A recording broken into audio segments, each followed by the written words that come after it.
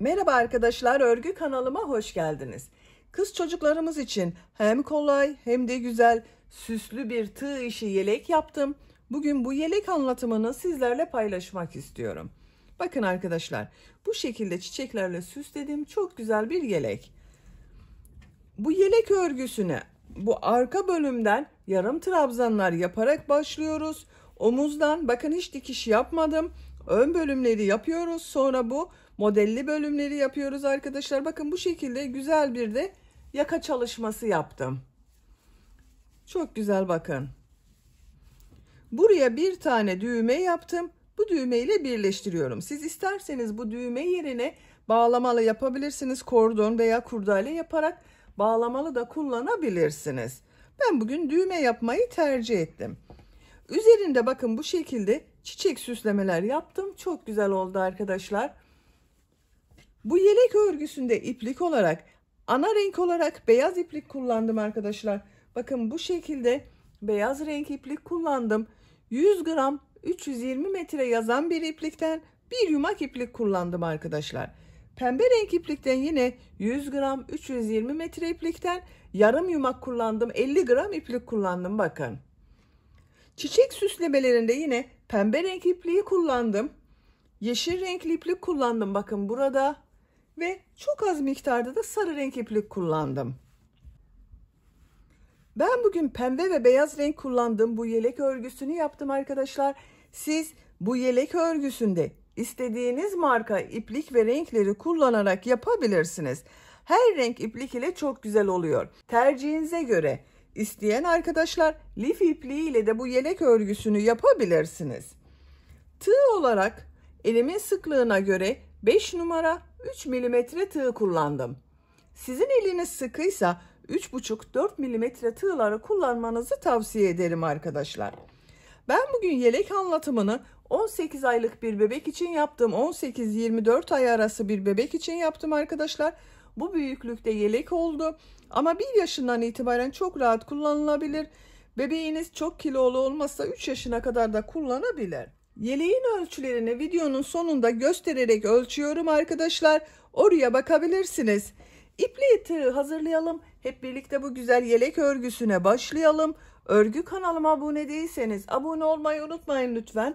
Örgü kanalıma abone olmak ücretsiz. Örgü kanalıma ücretsiz abone olup orada bulunan zil şeklini dokunarak açık yaparsanız kanalıma video yüklediğim zaman ilk önce size bildirim gelir. Örgülerimden herkesten önce sizin haberiniz olur. İzlediğiniz videolarıma beğeni ve yorumlarınızı yaparsanız çok sevinirim arkadaşlar. Hepinize kolay gelsin. İyi çalışmalar.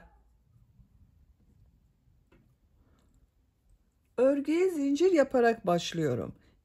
İlk ilmeği bakın ben bu şekilde yapıyorum. Size nasıl kolay geliyorsa ilk ilmeği öyle yapabilirsiniz. Zincirleri yapmaya başlıyorum. Çok sıkı zincirler yapmıyorum arkadaşlar. 40 zincir yapalım. 40 zinciri yaptım. Bakın çok sıkı zincirler yapmadım. Bu 40 zincirin kaç santimetre olduğunu ölçüyorum.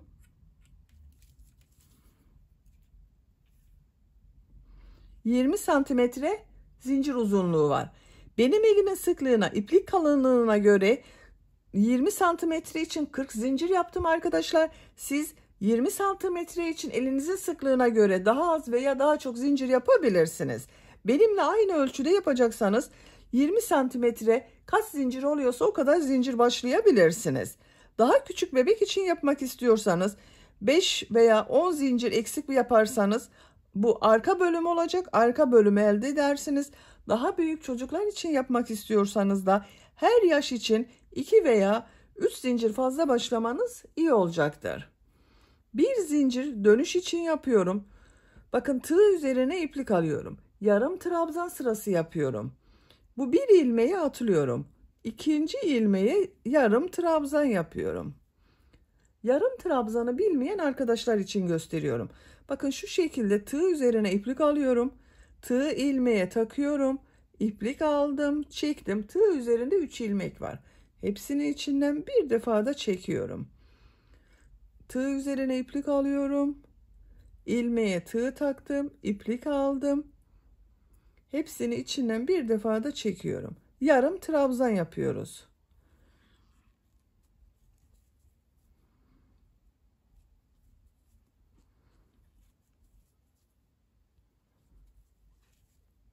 Bakın bu şekilde.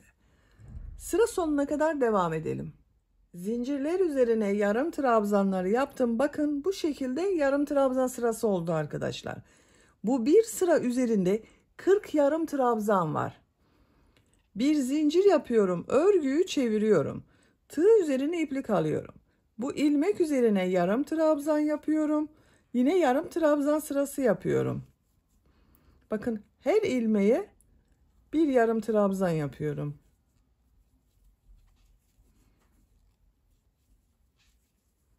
Sıra sonuna kadar devam edelim. Sıra sonuna kadar tamamladım. Bakın bu şekilde oldu. Bu bir sıra üzerinde 40 yarım trabzan var.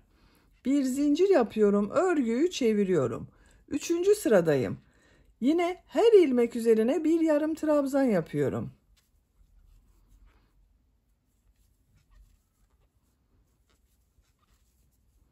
Bakın bu şekilde. Örgü bu şekilde devam edecek arkadaşlar.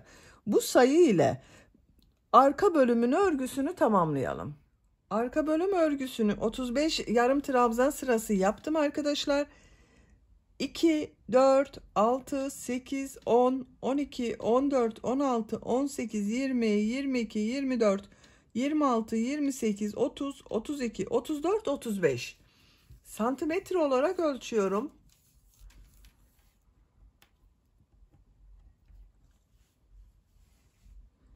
26 santimetre yükseklik var. Benim yapacağım ölçü için yeterli. Siz isterseniz 1-2 sıra devam edebilirsiniz veya daha önce bırakabilirsiniz. Bakın arka bölümü bitirdik. Şimdi ön bölümleri yapacağız. Yine yarım trabzan yapıyorum. Bir zincir yapıyorum. Örgüyü çeviriyorum. 11 ilmek üzerine yarım trabzan yapıyorum.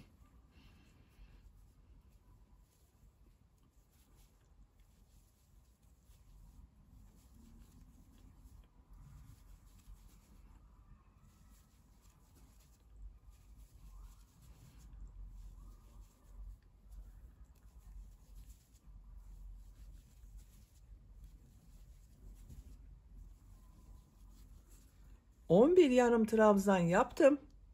Bir zincir yapıyorum. Örgüyü çeviriyorum. İlk ilmek üzerine yarım trabzan yapıyorum. Diğer ilmeklere de yarım trabzan yaparak devam ediyorum. Sıra sonuna kadar devam edelim. Sıra sonuna kadar yaptım. Bir sıra üzerinde 11 yarım trabzan var.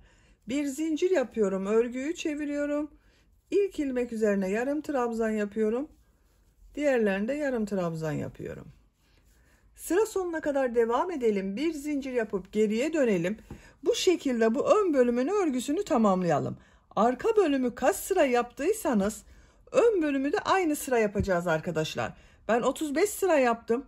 Ön bölümü de 35 sıra olarak yapıyorum. Diğer ön bölümü de başlayalım. İki ön bölümün örgüsünü birlikte tamamlarız. Bakın 11 yarım trabzan yaptım. Bu tarafa da 11 yarım trabzan yapıyorum. İlmek sayıyorum. 1, 2, 3, 4, 5, 6, 7, 8, 9, 10, 11. 11. ilmekten ilmek yapıyorum. Şöyle 12.ye yapıyorum. İlmek yaptım. Bir zincir yapıyorum. Bakın yarım trabzan yapıyorum. 11 yarım trabzan yapıyorum. 2, 3, 4, 5, 6, 7, 8, 9, 10, 11. Bir zincir yapıyorum. Örgüyü çeviriyorum. 11 yarım trabzan yapıyorum. Sıra sonuna kadar devam edelim. 11 yarım trabzan yaptım. Bir zincir yapıyorum. Örgüyü çeviriyorum. Yarım trabzanlar yapıyorum. Yine 11 yarım trabzan yapıyoruz. Sıra sonuna kadar devam edelim. Bir zincir yapıp geriye dönelim. İki ön bölümün örgüsünü 35 sıra olarak tamamlayalım. Ön bölüm örgülerinde arka bölüm ile aynı sıra yaptım arkadaşlar. 35 sıra yaptım. Bakın sayıyorum. 2, 4, 6, 8, 10, 12, 14, 16, 18, 20, 22, 24, 26, 28, 30, 32, 34, 35 sıra. İpliği burada kestim. Bakın diğer ön bölümde aynı sayıda. Beyaz renkli ipliği kesiyorum.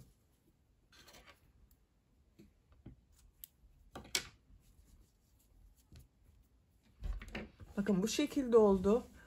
Arka bölümü düz ördük. Ön bölümleri de 11 trabzan olarak yaptık. Bakın 2 ön bölümü. Şimdi renkli iplik ile model bölümüne başlıyorum. Böyle pembe renk bir iplik kullanıyorum. Bakın. Şuradan başlıyorum arkadaşlar. Şu köşeden.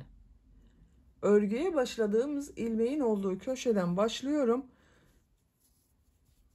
İpliği bağlıyorum. Bir ilmek yapıyorum. Bakın köşelerde üçer model yapacağız. Diğer yerlerde birer model arkadaşlar. Burası köşe. Buraya 3 model yapacağız. Bakın ilmeği uzatıyorum. Uzun tutuyorum. Tığ üzerine iplik alıyorum. İlmek aldım. Tekrar tığ üzerine iplik alıyorum. İlmek aldım. Uzattım bakın. Tekrar tığ üzerine iplik alıyorum. Bu şekilde. İlmek alıyorum. Bakın sonda bir ilmek kalasıya kadar yapıyorum. Bir defa da çekiyorum. Bir zincir yapıyorum. Tığ üzerine iplik alıyorum. Bakın 1 2 3 defa bu şekilde yapıyorum. Tığ üzerinde 2 4 6 7 ilmek var. İlmek alıyorum. 6 ilmekten çekiyorum. Bakın sonda ilmek duruyor. Tekrar tığ üzerine iplik alıyorum. İçinden çekiyorum. Bir zincir yapıyorum. Tığ üzerine iplik alıyorum. Aynı ilmeğe bir model daha yapıyorum. Bakın 1 2 3. Tığ üzerinde yine 7 ilmek var. 6 ilmekten çekiyorum. Sonda ilmek duruyor bakın. Tekrar tığ üzerine iplik alıyorum. Onun içinden çektim. Bakın 1 2 3 model oldu. Bir zincir yapıyorum. Tığ üzerine iplik alıyorum. Bir ilmek atlıyorum. İkinci ilmeğe model yapıyorum.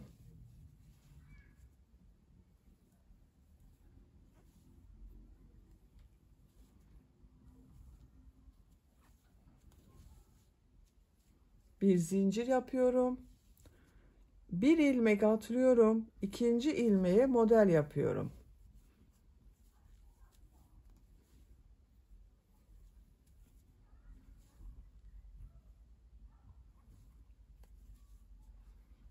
Bir zincir yapıyorum. Bir ilmek atlıyorum. Model yapıyorum.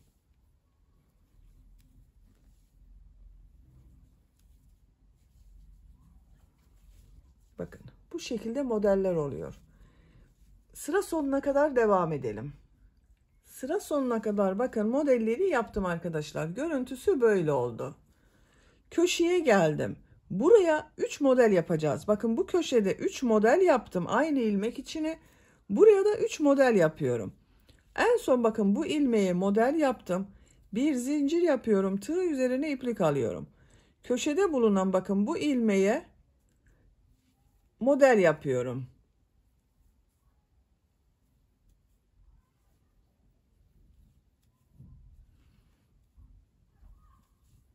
Bir,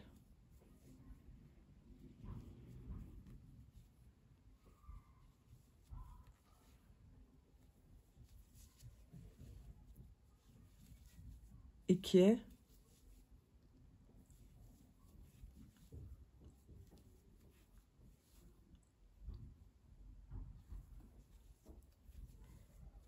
üç. Bakın köşeye aynı ilmek içine 3 model yaptım.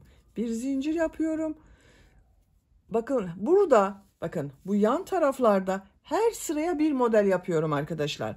Bakın bu trabzan sırası yaptığım yerde bir ilmeği atladım. İkinci ilmeğe model yaptım.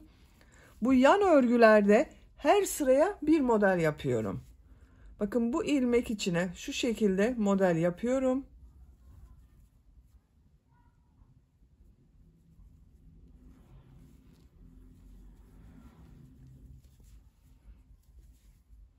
Bakın her sıraya yapıyorum.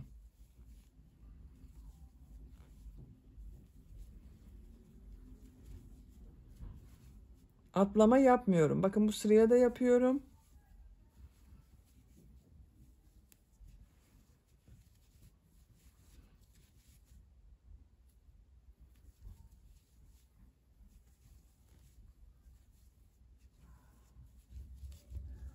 Bakın her sıraya model yapıyoruz. Bu sıra sonuna kadar devam edelim. Yan tarafın modellerinde bakın yaptım arkadaşlar. Bu şekilde oldu. İlmek atlamadım. Her sıraya bir model yaptım. Bakın bu ön bölümün uç noktasındayım. Bu köşeye burada yaptığım gibi aynı ilmek içine 3 model yapıyorum.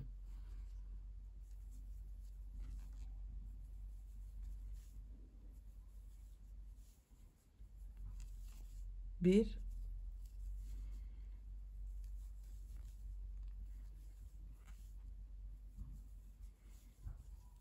iki,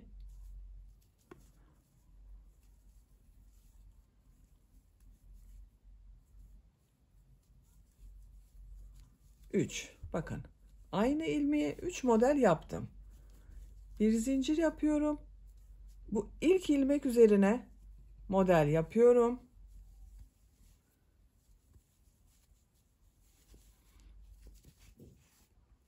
Bir ilmek atlıyorum, model yapıyorum.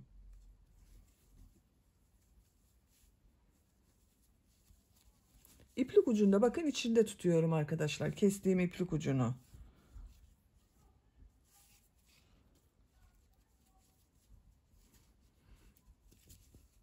Bir ilmek atlıyorum, model yapıyorum. Bakın burası trabzan sırası olduğu için bir ilmek atlıyorum. Bu yan bölümlerde her sıraya bir model yaptım.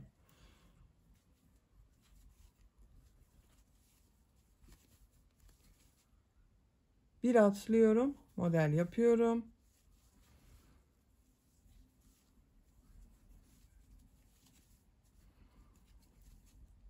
Bir atlıyorum, model yapıyorum.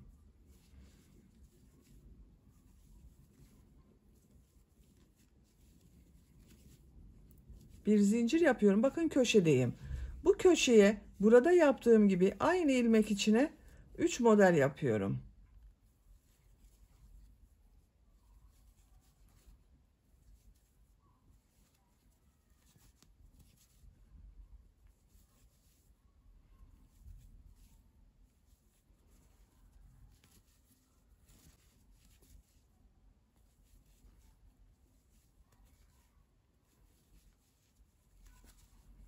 Bakın diğer ilmek içine de model yapıyorum. Burada da her sıraya model yapıyoruz arkadaşlar.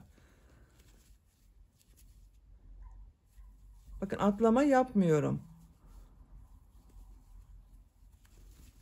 Bakın bu yan bölüm, atlama yapmıyorum.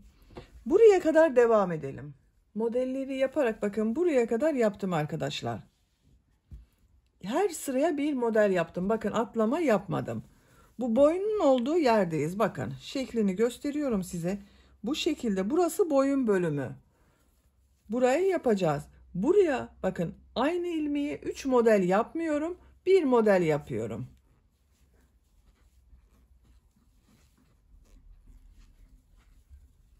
Bir model yaptım.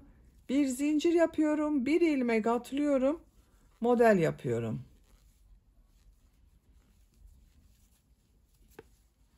Bir ilmek atlıyorum. Model yapıyorum.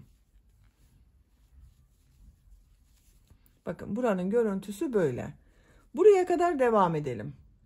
Boyunda modelleri yaptım. Bakın bir ilmek atladım. Bir model yaptım. Son ilmeğe de model yaptım. Tığ üzerine iplik alıyorum. Bakın bu ilk sıraya, ilk ilmeğe, bu ön bölümde bulunan ilk ilmeğe model yapıyorum.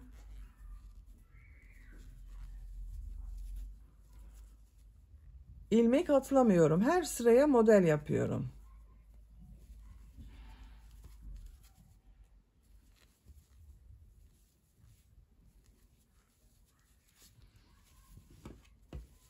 Bakın arkadaşlar burayı yapıyoruz burada da. Bu şekilde buraya kadar devam edelim. Buraya 3 model yapalım. Buraya 3 model yapalım. Buraya birer model yapalım. Her sıraya bir model yapıyoruz. Sıra sonuna kadar devam edelim. Başladığım yere kadar bakın modelleri yaptım. Burada bir zincir yapıyorum. Bu ilk yaptığım model ile ilmek kaydırma yaparak birleştiriyorum.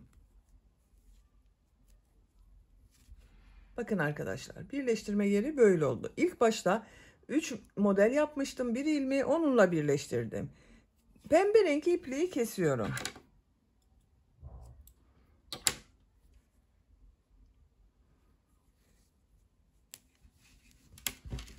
Bakın bu şekilde oldu. Arka bölüm, ön bölümler böyle oldu. Şimdi beyaz renk ile bu modellerden yapacağız. Bakın bu sırada kol bölümlerine işaret yaptım arkadaşlar. Şöyle katlayayım, görün. Bakın şu şekilde şu bölümü kol için ayırdım. Kaç model yaptığımı sayıyorum. Bakın bu başlangıçtan sayıyorum. Bu bir ilmeğe 3 model yaptım.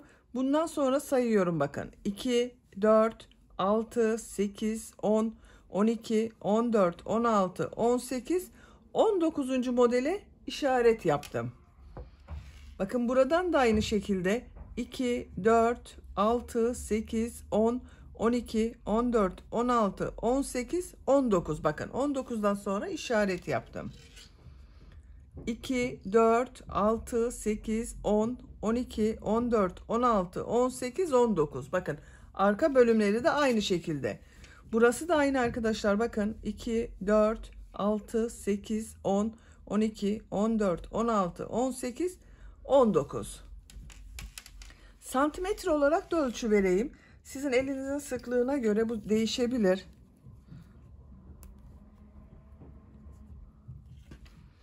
Bakın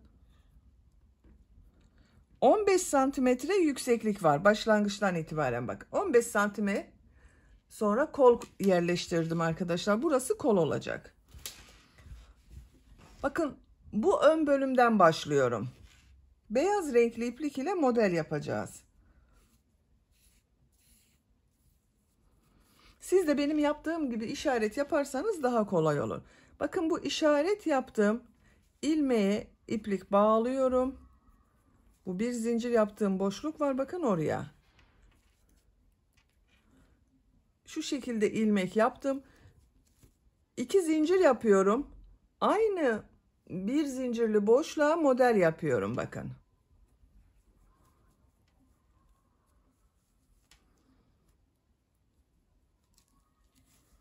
Bir zincir yapıyorum. Diğer bir zincir üzerine yine model yapıyorum. Bir zincir yapıyorum. Bakın bir zincirin üzerine yapıyorum arkadaşlar modeli.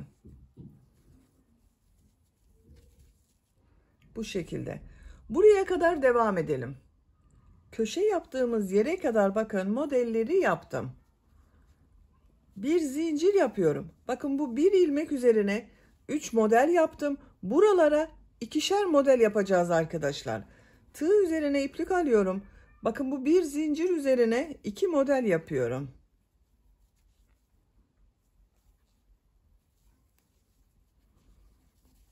Bir zincir yapıyorum. Aynı ilmek üzerine bir model daha yapıyorum bakın.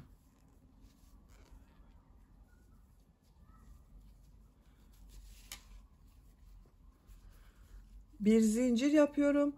Bu ilmek üzerine de 2 model yapıyorum.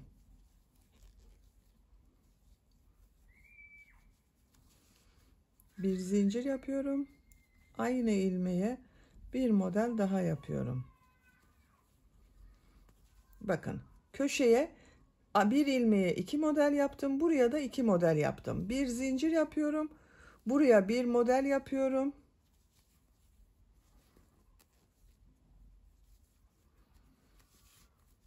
Bir zincir yapıyorum. Bir model yapıyorum. Şu köşeyi de yapalım. Daha iyi anlaşırsın arkadaşlar.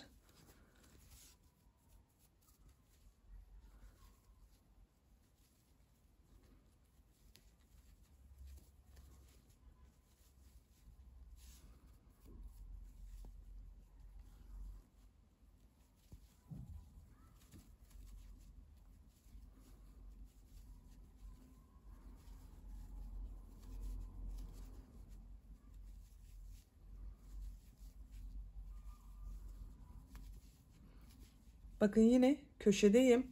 Buraya 2 model yapıyorum.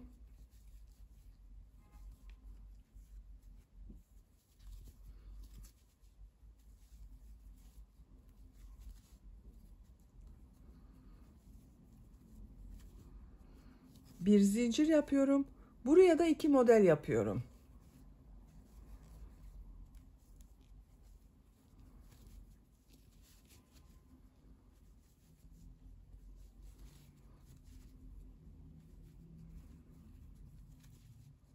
Bakın.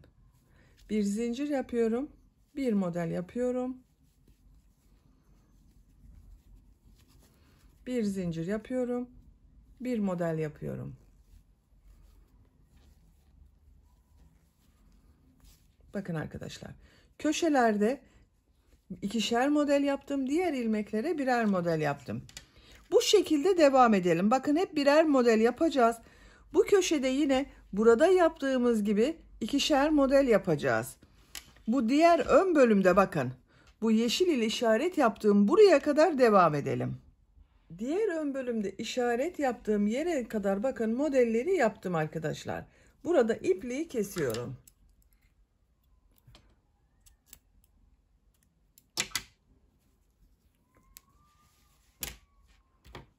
Bakın. Bu ön bölümde işaret yaptığım yerden başladım.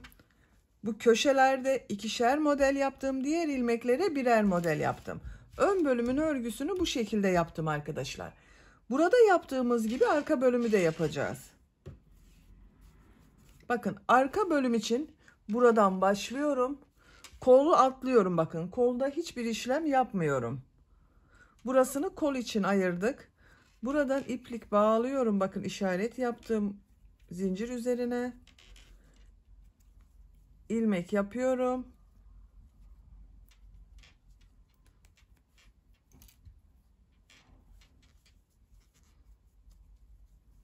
İki zincir yapıyorum. Buraya model yapıyorum. Bir zincir yapıyorum.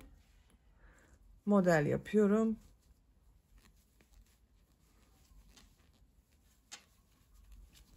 Bir zincir yapıyorum. Model yapıyorum.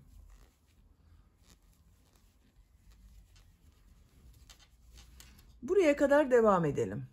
Arka için köşe yaptığım bakın buraya kadar tamamladım arkadaşlar. Buraya da ön bölümde yaptığım gibi 2'şer model yapıyorum. Bakın bu bir zincir üzerine 2 model yapıyorum.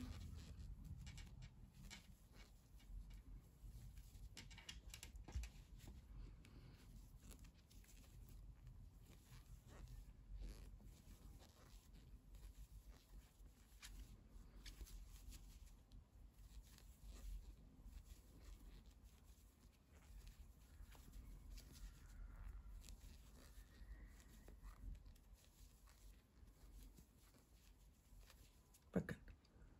2'şer model yaptım. Diğerlerine birer model yapıyorum.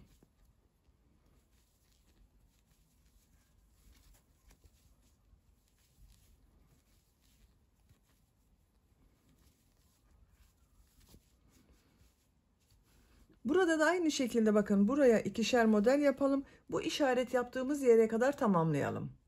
Bu arka bölümde diğer işaret yaptığım yere kadar modelleri yaptım. Bakın burada başladım. Köşelerde 2'şer model yaptım. Bakın ilmekler üzerine. Burada işaret yaptığım ilmeğe de bir model yaptım. Bitirdim, ipliği kestim. Bakın arka bölüm böyle arkadaşlar.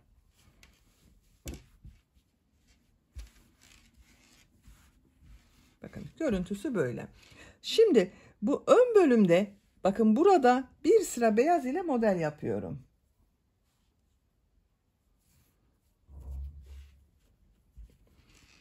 Buradan bakın bu iki model yaptım. Ortada bulunan bu ilmeğe iplik bağlıyorum. 2 zincir yapıyorum. Tığ üzerine iplik alıyorum. Buraya bakın 2 model yapıyorum.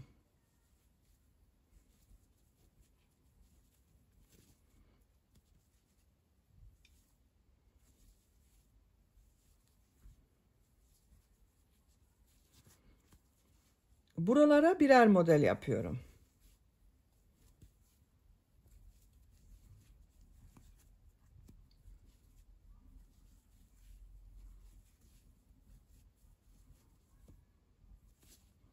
Bakın bu şekilde oldu arkadaşlar.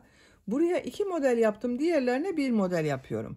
Yaka çevresinde modelleri yapalım. Buraya kadar tamamlayalım.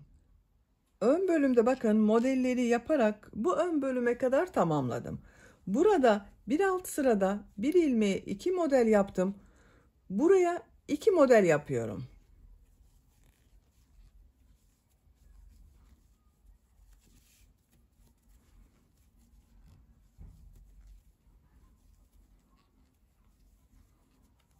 Bakın bir ilmeğe 2 model yaptım. Bu sıra başında da aynısını yaptım. 2 zincir yapıyorum. Bu ilmeğe ilmek kaydırma yaparak bitiriyorum. İpliği kesiyorum.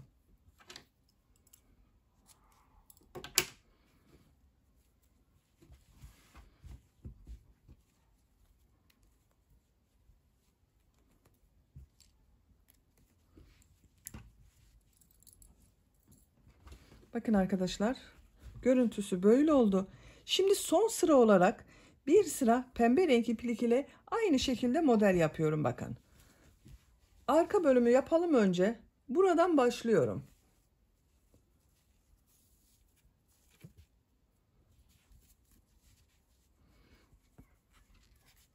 Bir ilmek yaptım buraya. Bir zincir yapıyorum. Bu ilmek üzerine model yapıyorum.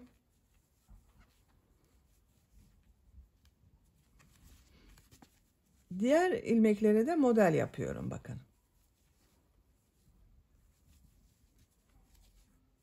Buraya kadar devam edelim. Bu köşeye kadar bakın modelleri yaptım. Buraya bakın. Buraya, buraya ve buraya ikişer model yapıyorum.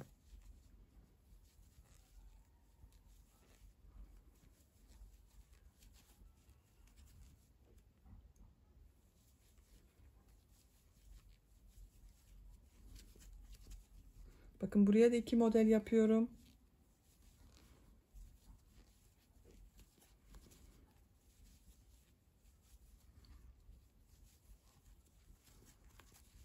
Buraya da 2 model yapıyorum.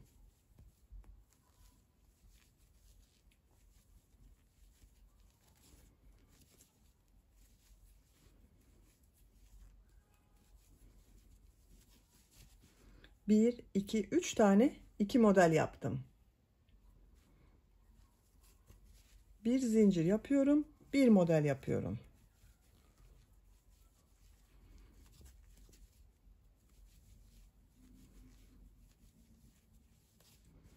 Bakın arkadaşlar, köşe böyle yuvarlak oldu. Bu köşeyi de aynı şekilde burayı ve buraya 2 model yapalım. Diğerlerine 1 model. Sıra sonuna kadar devam edelim. Arka bölümde modelleri yaparak bakın buraya kadar tamamladım. Son modeli buraya yaptım. Bir zincir yapıyorum. Şu ilmeğe bakın, model üzerinde ilmeğe sık iğne yapıyorum, bitiriyorum. İpliği kesiyorum.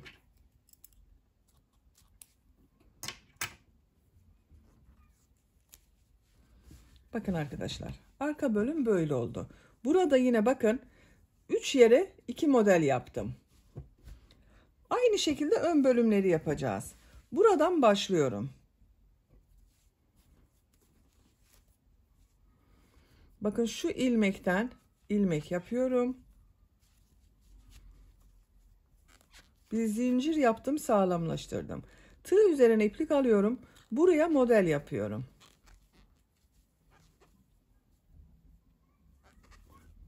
Bir zincir yapıyorum, model yapıyorum.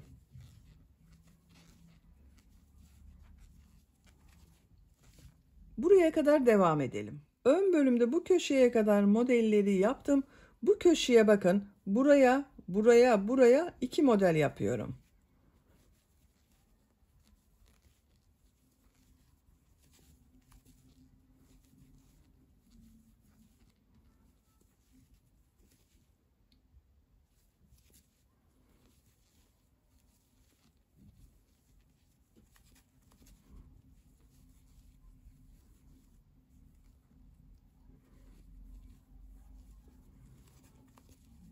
Bakın buraya da 2 model yapıyorum.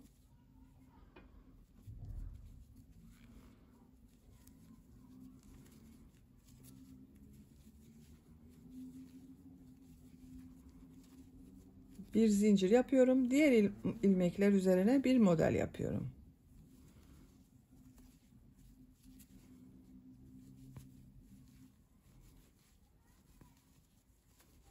Bakın yuvarlak oldu arkadaşlar burası. Buraya kadar devam edelim. Bakın buraya kadar modelleri yaptım. Buraya bir model yaptım bakın arkadaşlar. Bir zincir yapıyorum. Bu beyaz ile başladığım sırada zincir yapmıştım. Bakın burada 2 zincir. O zincir üzerine 2 model yapıyorum.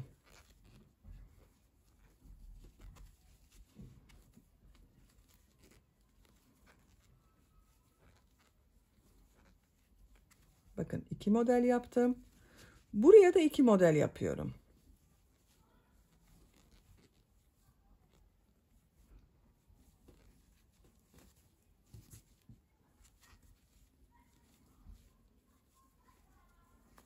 Bakın bu ön bölümde böyle oldu. Bir zincir yapıyorum. Diğer ilmeklere birer defa model yapıyorum artık.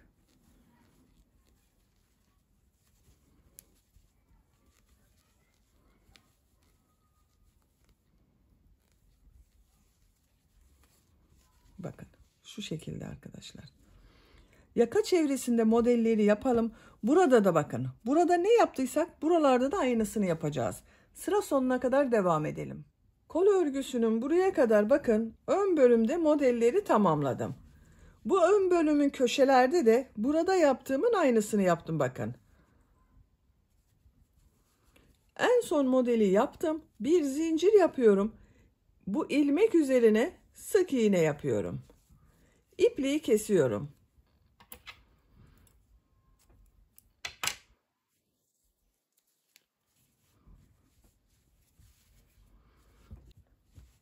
Bakın arkadaşlar bu şekilde oldu.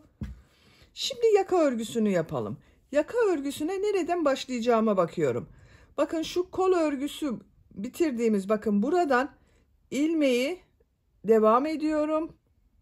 Şu ilmekten yaka örgüsüne başlayacağız. Diğer taraftan da aynı şekilde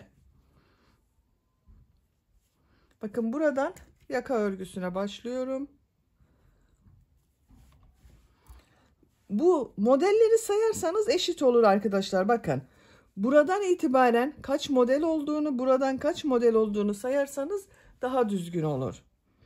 Beyaz renkli iplik ile model yapacağız. Bu işaret yaptığım ilmekten iplik bağlıyorum.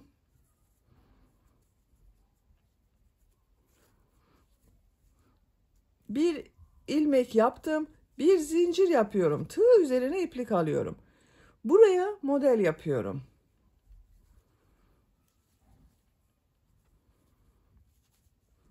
Bir zincir yapıyorum. Model yapıyorum. Bu işaret yaptığım yere kadar devam edelim. İşaret yaptığım yere kadar modelleri yaptım. Bir zincir yapıyorum. Bu işaret yaptığım ilmek üzerine sık iğne yapıyorum. Bakın burada bitirdim. İpliği kesiyorum.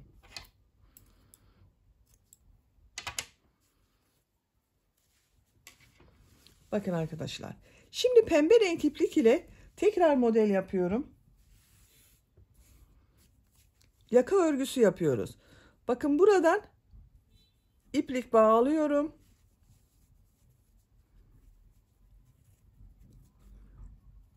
Bir ilmek yapıyorum. Bir zincir yapıyorum. Buraya model yapıyorum.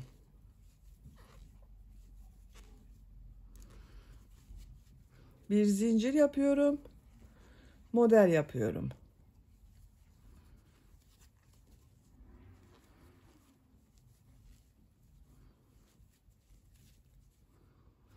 Sıra sonuna kadar devam edelim. Sıra sonuna kadar modelleri yaptım. Bakın buraya da model yaptım arkadaşlar. Bir zincir yapıyorum. Bu bir zincirli boşluğa ilmek kaydırma yaparak birleştiriyorum. İpliği kesiyorum.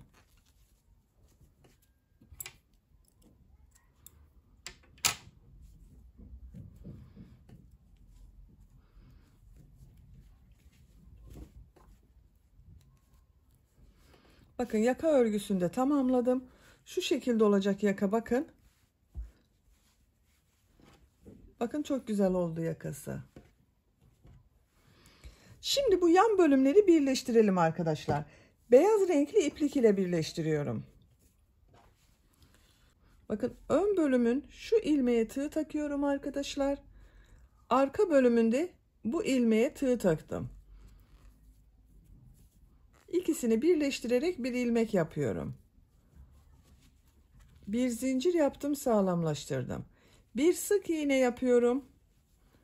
Bakın bu bir zincirli boşluğa tığ takıyorum. Karşıdan bir zincirli boşluğa tığ takıyorum. Sık iğne yapıyorum. Model üzerine tığ takıyorum. Karşıdan model üzerine tığ takıyorum. Sık iğne yapıyorum.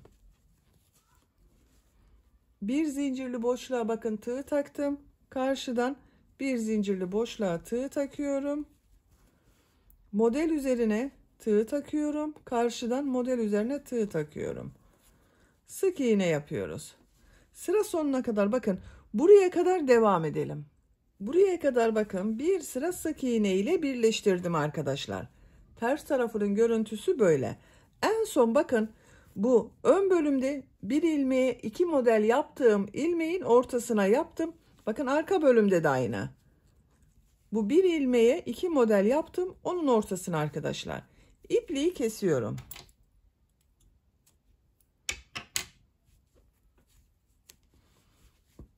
Bakın görüntüsü böyle oldu. Şimdi diğer yan tarafı birleştirelim.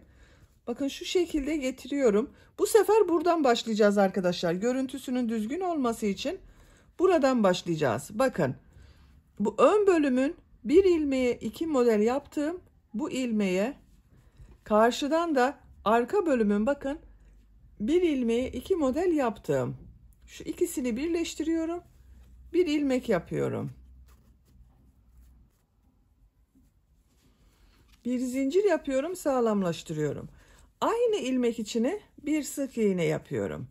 Bakın model üzerine sık iğne yapıyorum. Karşıdan da model üzerine bir zincirli boşlukları birleştiriyorum. Model birleştiriyorum bakın.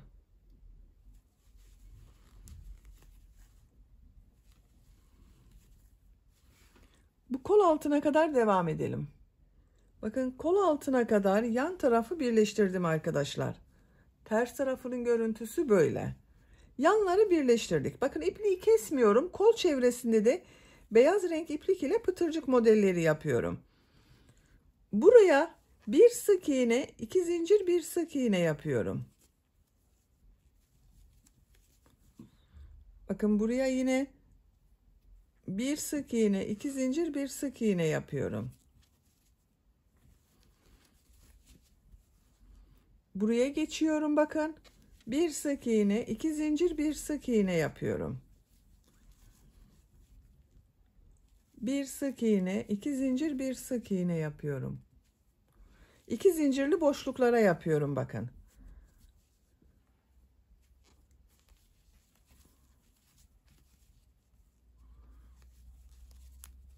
Bu şekilde arkadaşlar. Sıra sonuna kadar devam edelim. Kol çevresinde pıtırcık modelleri yaparak bakın buraya kadar tamamladım. Bu ilmek ile ilmek kaydırma yaparak birleştiriyorum. İpliği kesiyorum.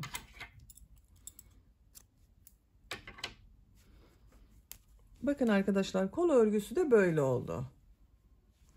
Diğer kol örgüsünde aynı yapacağız. Kol altından başlıyorum. Bakın bu ilmekten bir ilmek yapıyorum. Bu kolda ne yaptıysak aynısını yapıyoruz. Buraya bir sık iğne, iki zincir, bir sık iğne yapıyorum. Buraya da yine bir sık iğne, iki zincir, bir sık iğne yapıyorum. Buraya bakın bir sık iğne, iki zincir, bir sık iğne yapıyorum. Bir sık iğne, iki zincir, bir sık iğne yapıyorum. Sıra sonuna kadar devam edelim. Kol çevresinde bakın pıtırcık yaparak buraya kadar tamamladım. İlmek kaydırma yaparak birleştiriyorum. İpliği kesiyorum. Bakın arkadaşlar, bu kol örgüsü de böyle oldu. Kol örgülerini bitirdim. Şimdi bu çevresinde bir sıra pıtırcık yapıyorum. Kol örgüsünde yaptığımız gibi. Buradan başlıyorum. Bakın bu yaka örgüsüne başladım. Buradan başlıyorum. Buraya bir sık iğne, 2 zincir, bir sık iğne yapıyorum. Bir sık iğne, 2 zincir, bir sık iğne yapıyorum.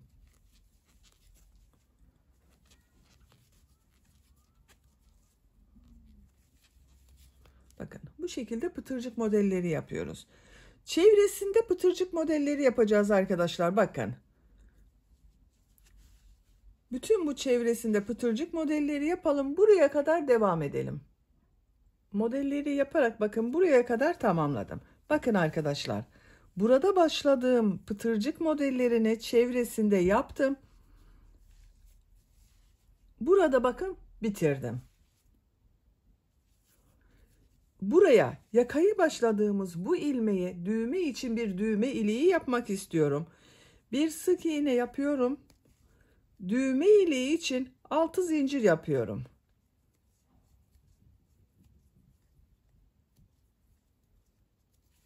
Aynı ilmeğe sık iğne yapıyorum. Bakın bu şekilde bir düğme iliği yaptım. Böyle bir düğme dikiyorum bugün arkadaşlar. Bakın içinden geçiriyorum. Düğmenin geçeceği kadar zincir yaptım. Siz daha büyük düğme dikiyorsanız zincir sayısını daha çok yapmalısınız. Yaka çevresinde de bu pıtırcık modellerine devam ediyorum. Ben bu şekilde devam ediyorum arkadaşlar. Bakın yakayı çevirdiğimiz zaman burası ters tarafta kalacak ama ben bu şekilde devam ediyorum. Eğer siz burası gibi görünsün istiyorsanız ipliği kesip buradan yakayı yapabilirsiniz. Bakın bu ilmeğe bir sık iğne, 2 zincir, bir sık iğne yapıyorum. Pıtırcık modeli yapıyorum. Bakın buraya, bu boşluğa yine bir sık iğne, 2 zincir, bir sık iğne yapıyorum. Bir zincirli boşluğa bir sık iğne, 2 zincir, bir sık iğne yapıyorum. Pıtırcıklara devam ediyoruz. Bakın düğme iliği burada arkadaşlar. Buraya kadar devam edelim. Pıtırcık modellerini yaparak yaka sonuna kadar yaptım arkadaşlar. Bakın son pıtırcığı buraya yaptım. Bu ilmek ile ilmek kaydırma yaparak sırayı birleştiriyorum. İpliği kesiyorum. Ben ipliği kestim bakın. İlmek içinden çekiyorum. Bakın. Yaka çevresinde de bir sıra pıtırcık modeli yaptım. Böylece yelek örgüsünü bitirmiş oldum arkadaşlar. Bakın bu düğme iliği yaptığım yerin tam karşısına buraya bir tane düğme dikerek kullanabiliriz. Buraya kadar hem kız hem erkek bebekler için yapabilirsiniz. Ama bakın ben bugün bu yelek örgüsünü bu şekilde çiçek süslemeli yaptım. Bir kız bebek için yaptım. Bu çiçeklerin nasıl yaptığını size gösteriyorum arkadaşlar. Kısaca anlatıyorum. Bakın bir tarafını yaptım, diğer tarafını sizinle yapalım. Şuradan bak ilmekleri sayabilirsiniz. Tam ortadan başlıyorum. Ben buradan başlıyorum. Buraya örgünün ters tarafından bakın şu şekilde pembe renkli iplik taktım. Bunu da kullandığım ipliği.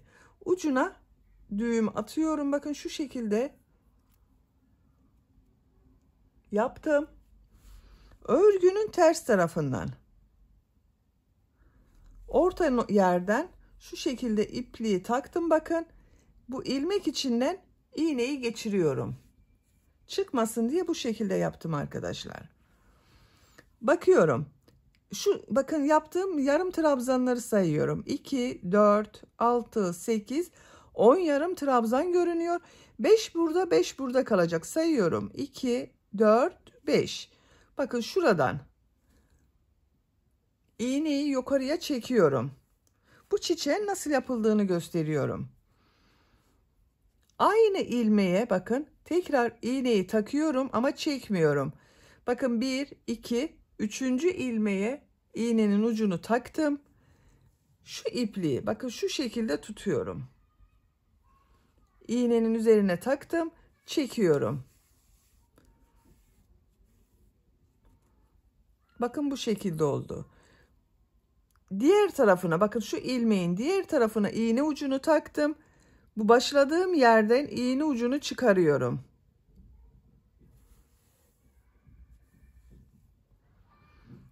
Bakın aynı ilmeğe tekrar iğne ucunu taktım. 1, 2, 3. ilmekti. Bakın iğne ucunu çıkardım.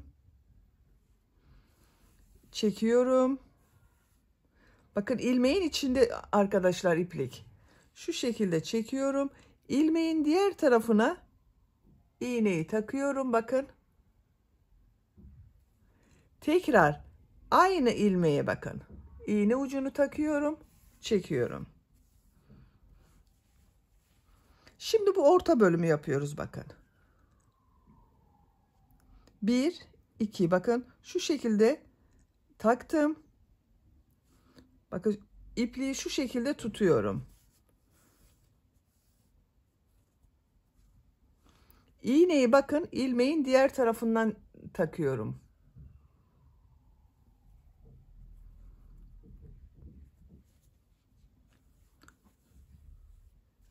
Alt taraftan çekiyorum. Bakın örgünün ters tarafından iğne ucunu çektim.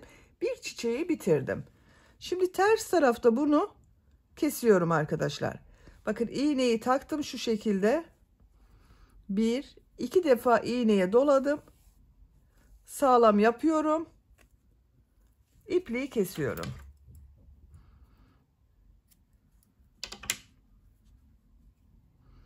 Pembe renkli ipliği bekletiyorum. İsterseniz diğer çiçeği de başlayalım. Ben bu iki çiçek arasında 7 trabzan sırası bıraktım. Siz tercihinize göre bu çiçekleri daha sık veya daha seyrek yapabilirsiniz. Bakın buradan sayıyorum. 1, 2, 3, 4, 5, 6, 7. Bu 7.'den arkadaşlar diğer çiçeği başlayacağız. Bakın ilmeği yine örgünün ters tarafından takıyorum. Buraya düğüm atalım.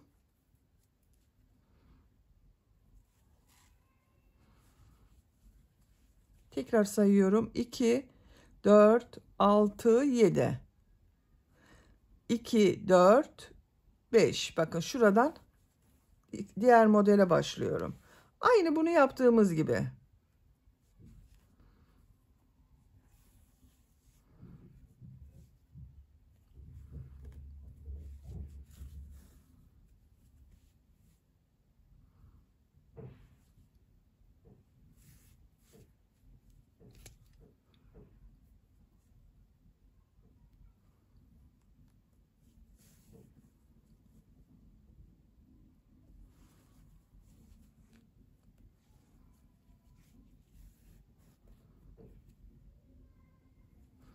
Örgünün ters tarafına iğne ucunu alıyorum. Burada sağlam yapıyorum bakın.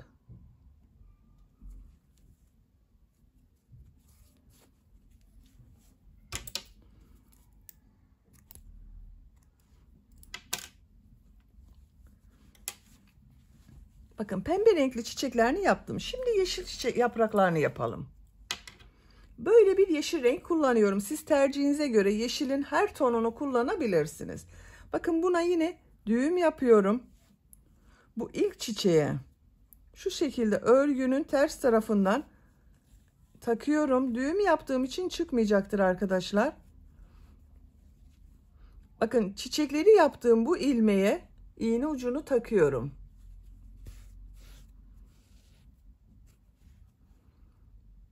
Şu şekilde bakın iğneyi aynı ilmeğe takıyorum. Çapraz yapıyorum bakın. İğne ucunu buradan çıkarıyorum. Bakın ilmek yine şu şekilde arkadaşlar. Çekiyorum. İlmeğin diğer tarafından iğneyi takıyorum. Bakın yine aynı ilmekten iğne ucunu çekiyorum.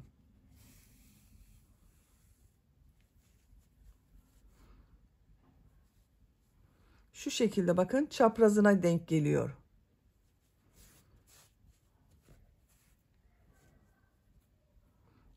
İlmeğe bakın ters tarafından diğer taraftan iğneyi takıyorum. Ters taraftan iğneyi çekiyorum. 2 yaprak yaptım yeşil renkli olarak. Bakın burada da 3 tane pembe yaprak yaptım. 2 tane yeşil yaprak yaptım. Şu şekilde örgünün ters tarafında sağlam yapıp bitiriyorum. Bakın 2 defa doluyorum. çekiyorum.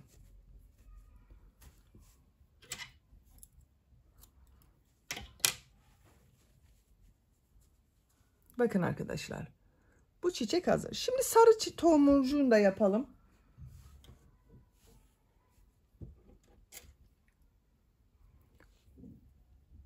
Bakın sarı renkli iplik takıyorum iğneye.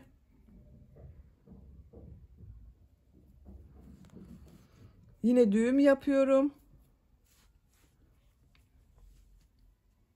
Örgünün ters tarafından bakın ilmeklerden takıyorum. Ortaya bakın bu ilmekleri yaptım. Şu ilmek var bakın. Çiçekleri yaptım. Bundan iğneyi yukarıya çekiyorum arkadaşlar. Bakın iplik burada. Şu şekilde ipliği tutuyorum. Bu ipliği bakın iğneye doluyorum. 1 2 3 4 5 6 7 8 9 10 defa doladım bakın iğne üzerine. Şu şekilde düzeltiyorum. Yavaşça çekiyorum. Yere bırakıyorum arkadaşlar. Bakın yavaşça iğnenin ucunu çekiyorum.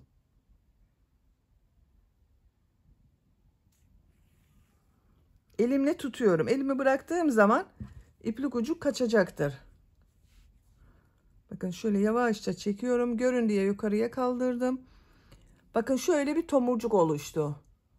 Bunu bakın iğneyi yine aynı ilmeğe takıyorum. Ters taraftan çekiyorum. Elimle düzelttim. Bakın bu şekilde tomurcuk yaptık. Ters tarafta bitiriyorum. İpliği kesiyorum.